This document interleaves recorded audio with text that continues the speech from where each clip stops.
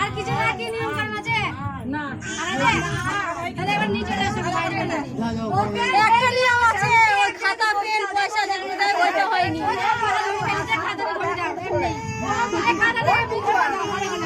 ওই এত তাড়াতাড়ি তো কাটবেই